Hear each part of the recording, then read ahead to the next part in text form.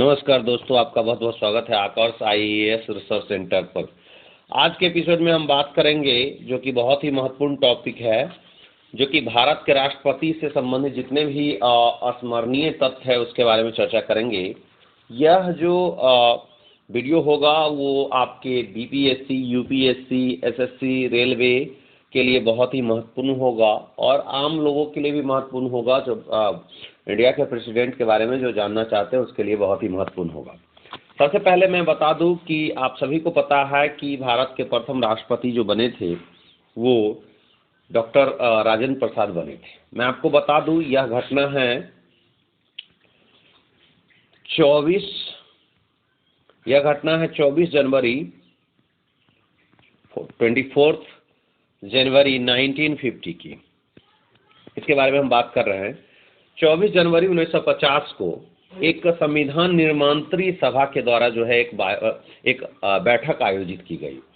इसी दिन जो है डॉक्टर राजेंद्र प्रसाद को जो है राष्ट्रपति के रूप में जो है चुन लिया गया। निर्विरोध जो है भारत के प्रथम राष्ट्रपति चुन लिया गया 24 जनवरी 1950 को। अर्थात भारत के प्रथम राष्ट्रपति जो बने डॉक्टर राजेंद्र प्रसाद वो 24 जनवरी 1950 को बने और इनको जो चुन लिया गया, इलेक्टेड हुए 24 जनवरी 1950 को। लेकिन अगर हम बात करें कि इन्होंने शपथ ग्रहण जो ओथ लिए, ये ओथ लिए 26 जनवरी 1950 को। 26 जनवरी 1950 को जब भारत गणतंत्र हुआ, इंडिया रिपब्लिक हुआ, तो इन्होंने इस दिन जो है भारत के राष्ट्रपति के रूप में जो इन्होंने जो है कार्यभार संभाला। कहने का मतलब डॉक्टर राजेंद्र प्रसाद जो है भारत के राष्ट्रपति बने, चुन लिया गया इन्हें 24 जनवरी 1950 को निर्विरोध। लेकिन ये अपना कार्यभार संभाले वो 26 जनवरी 1950 को जब भारत गणतंत्र हुआ। तो इस प्रकार से देखा जाए तो क्वेश्चन हो सकता है कि डॉक्टर राजेंद्र प्रसाद को किस दिन चुना गया संविधान सभा के द्वारा, संविधान निर्मात्री सभा के द्वारा कब चुना गया? तो 24 जनवरी 1950 को जो बैठक आयोजित हुई थी उसमें इन्हें जो है चुन लिया गया राष्ट्रपति के रूप में, भारत के प्रथम राष्ट्रपति के रूप में। लेकिन 26 जनवरी 1950 को ये भारतीय गणतंत्र के प्रथम राष्ट्रपति के रूप में इन्होंने कार्यभार संभाला। 1952 तथा 1957 के आम चुनाव के बाद डॉक्टर राजेंद्र प्रसाद राष्ट्रपति पद पर पुनः निर्वाचित हुए। कहने का मतलब है इस दिन तो ये राष्ट्रपति बन गए डॉक्टर राजेंद्र प्रसाद। लेकिन 1952 में जो इलेक्शन हुआ, चुनाव जो हुआ, क्योंकि हम प्रथम चुनाव जो हुआ था लोकसभा का 1951-52 में हुआ था। जैसा कि आप जानते हैं कि डॉक्टर राजेंद्र प्रसाद जो है 1952 में जो इलेक्शन हुआ उसमें भी ये राष्ट्रपति चुनकर के आए।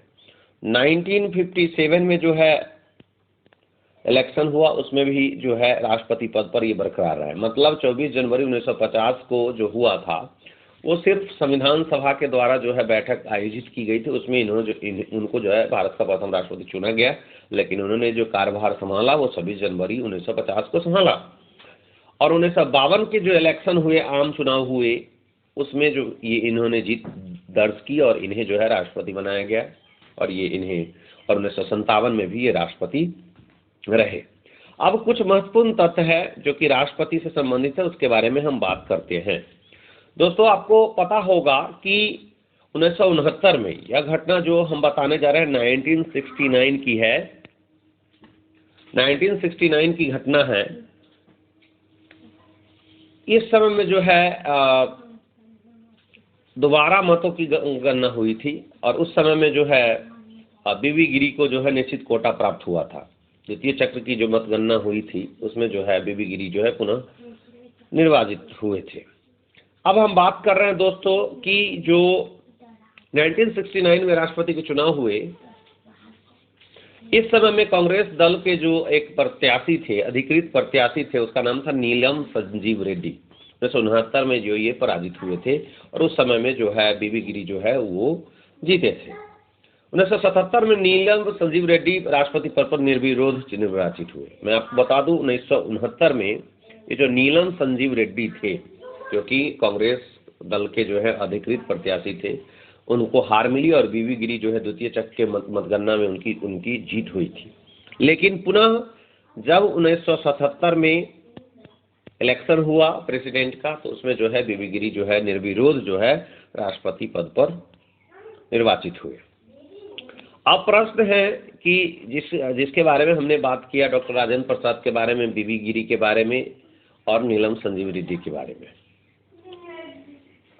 राष्ट्रपति पद पर रहते हुए जो है जिन राष्ट्रपति का निधन हुआ था वो था डॉक्टर जाकिर हुसैन। राष्ट्रपति पद पर रहते हुए जिनकी मृत्यु हुई थी वो थे जाकिर हुसैन। दोस्तों, जाकिर हुसैन जो थे राष्ट्रपति पद पर रहते हुए जो है इनकी मृत्यु हुई थी। और एक थे फखरुद्दीन अली अहमद, जो पद पर रहते हुए दो लोगों की मृत्यु हुई, याद रखिएगा। पहला था डॉक्टर जाकिर हुसैन और दूसरे थे डॉक्टर फखरुद्दीन अली अहमद, जो असामयिक निधन हो गया था।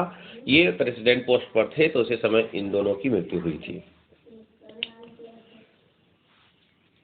मैं आपको बता दूं कि डॉक्टर जाकिर हुसैन, फखरुद्दीन अली अहमद, ज्ञानी जैल सिंह, एपीजे अब्दुल कलाम अल्पसंख्यक समुदाय से होते हुए भी राष्ट्रपति के उच्च पद पर निर्वाचित हुए। देखिए, अल्पसंख्यक समुदाय के होते हुए अल्पसंख्यक समुदाय से होते हुए भी कुछ राष्ट्रपति बने थे। वो थे डॉक्टर जाकिर हुसैन, फखरुद्दीन अली अहमद एंड ज्ञानी जैल सिंह और एपीजे अब्दुल कलाम और के.आर. नारायणन। मैं आपको बता दूं कि जो के.आर. नारायणन थे, नारायणन ये जो थे ऐसे भारत के प्रथम दलित राष्ट्रपति बने थे। अगर आपसे पूछे कि भारत के प्रथम दलित राष्ट्रपति कौन थे तो वो थे के.आर. नारायणन। के.आर. नारायणन जो थे भारत के प्रथम दलित राष्ट्रपति थे। और अल्पसंख्यक समुदाय से बनने वाले राष्ट्रपतियों में जो थे वो थे जाकिर हुसैन, फखरुद्दीन अली अहमद, ज्ञानी जैल सिंह, एपीजे अब्दुल कलाम। अब कुछ और इम्पोर्टेंट बात जो है भारत के प्रेसिडेंट के बारे में, उसके बारे में हम चर्चा करते हैं। दोस्तों, डॉक्टर राजेंद्र प्रसाद, फखरुद्दीन अली अहमद, नीलम संजीव रेड्डी, ज्ञानी जैल सिंह, एपीजे अब्दुल कलाम, श्रीमती प्रतिभा पाटिल को छोड़कर और अन्य सभी जितने भी राष्ट्रपति पदधारी उपराष्ट्रपति पद को सुशोभित कर बाद में राष्ट्रपति पद पर निर्वाचित हुए। मतलब मैं आपको बता दूं कि doctor Rajendra Prasad, Fakhruddin Ali Ahmed, Neelam Sanjiva Reddy, Giani Zail Singh, doctor APJ Abdul Kalam, Pratibha Patil, इन सभी को छोड़कर जितने भी राष्ट्रपति बने वो पहले उपराष्ट्रपति पद पर सुशोभित हुए, उसके बाद वो राष्ट्रपति बने। मैं बता दूं डॉक्टर एपीजे अब्दुल कलाम भारत के ऐसे राष्ट्रपति थे जो वैज्ञानिक थे और साथ में अनमैरिड थे। ही वाज अ साइंटिस्ट थे और अनमैरिड थे। मात्र एक राष्ट्रपति एपीजे अब्दुल कलाम जो हुए वो साइंटिस्ट थे और अनमैरिड भी थे। अब है आपको पता